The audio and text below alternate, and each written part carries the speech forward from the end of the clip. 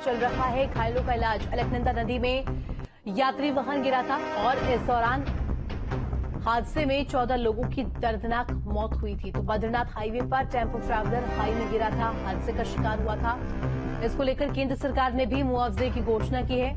मृतकों के परिजनों को 2-2 लाख मिलेंगे और घायलों को 50,000 की आर्थिक सहायता दी जाएगी। इसका ऐलान किया गया है केंद्र की तरफ से और 14 लोगों की दर्दनाक इस दौरान मौत हुई थी। बद्रीनाथ हाईवे पर टेम्पो ट्रैवलर खाई में गिरा था। 50,000 की आर्थिक सहायता घायलों को और इसके साथ साथ मृतकों के परिजनों को भी 2-2 लाख मुआवजे का ऐलान यहां पर किया गया है।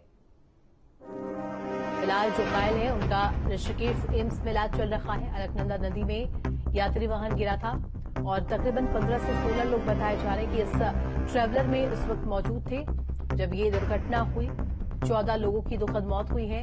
अन्य लोग जो घायल है उन्हें अस्पताल में भर्ती कराया गया है। ऋषिकेश एम्स में उनका इलाज चल रहा है। मृतकों के परिजनों को 2-2 लाख की आर्थिक सहायता, इसके साथ साथ घायलों को 50,000 की आर्थिक मदद का ऐलान किया गया है। ये बड़ा हादसा हुआ था, अलकनंदा नदी में यात्री वाहन गिरा था।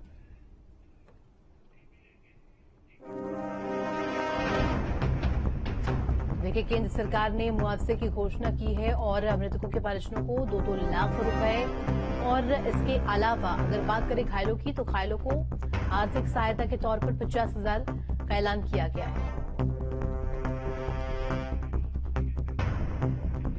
और चलिए अब आपको 3 तस्वीरें दिखाते हैं इस पूरे हादसे को लेकर के। 3 तस्वीरें बेहद अहम तस्वीर, जहां पर देखिए किस तरीके से पहली तस्वीर खाई में ये जो यात्री वाहन है वो गिरा हुआ नजर आ रहा है। वहीं दूसरी तस्वीर हादसे में 14 लोगों ने अपनी जान गंवा दी है और तीसरी तस्वीर घायलों की दिखाई जा रही है, जहां पर इलाज फिलहाल उनका ऋषिकेश एम्स में जारी है। रुद्रप्रयाग से ये अहम खबर, भीषण हादसा यहां पर हुआ है और इस दौरान बताया जा रहा है कि यात्री ट्रैवलर में यहां पर 16 से 17 लोग बैठे हुए थे जिस दौरान ये दुर्घटना हुई है।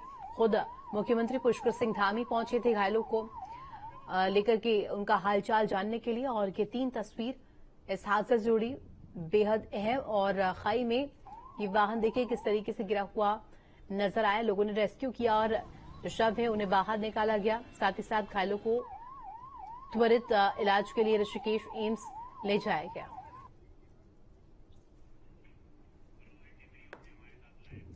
तो इसी खबर पर जानकारी के लिए संवाददाता रोहित डिमरी हमारे साथ लाइव जुड़ गए। रोहित, देखिए जिस तरीके से रुद्रप्रयाग में ये जो दुर्घटना हुई है इस पर खुद मुख्यमंत्री पुष्कर सिंह धामी ने नजर बनाई रखी और इसके साथ साथ अगर बात करें वो खुद मुलाकात करने के लिए घायलों से पहुंचे थे। मुआवजे का तो ऐलान हो गया है, लेकिन इस वक्त क्या बड़ी अपडेट आपके पास?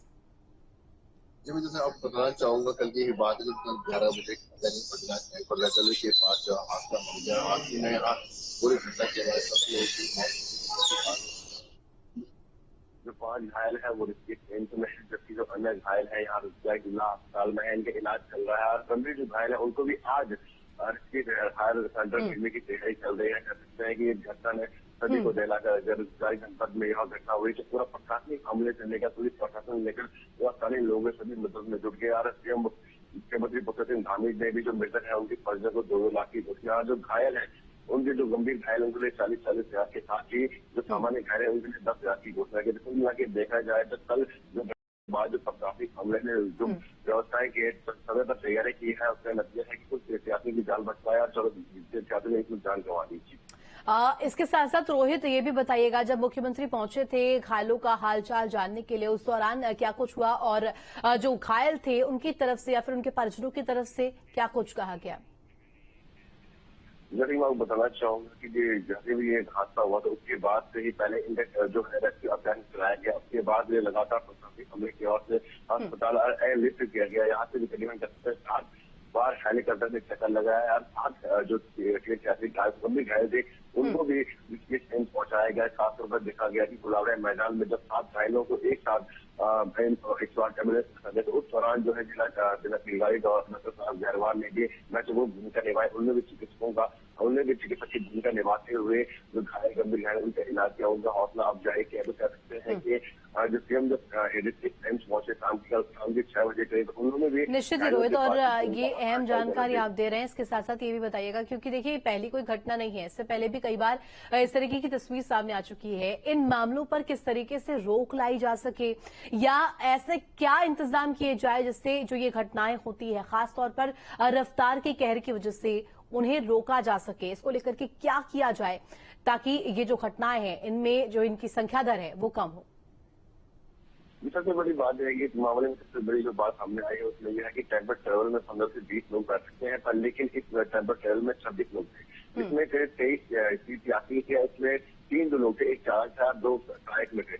ऐसे में कह सकते हैं कि AIT टिहरी AIT हरिद्वार को नजर आनी चाहिए थी। जब 30 यात्री जो है गुरुग्राम दिल्ली से यहाँ पहुंचे थे छोटा के लिए, तो रास्ते में चेकिंग होनी चाहिए थी, पर लेकिन ऐसे कहीं भी चेकिंग नहीं हुआ। खास तौर पर देखते हैं जो चालक है वो रात दिन चलते हैं, 8 बजे की यात्रा का समय है, 4 यात्रा है, तो ऐसे में वो रात दिन चलते हैं, उनके साथ हेल्पिंग भी होती है। पर लेकिन जो घटना सामने आई उसमें यहाँ बताया गया कि 30 यात्री थे, वो हल्के वो सोए हुए थे गाड़ी। हालांकि देखिए यहाँ पर जब मुख्यमंत्री पहुंचे थे उन्होंने शोकाकुल परिवार के लिए यहाँ पर संवेदना भी व्यक्त की है, और इसके साथ साथ तमाम निर्देश भी अधिकारियों को दिए हैं, जो घायल है उनकी स्थिति जल्द से जल्द काबू में आए इसकी कामना भी की है। बहुत शुक्रिया तमाम जानकारी के लिए आपका रोहित।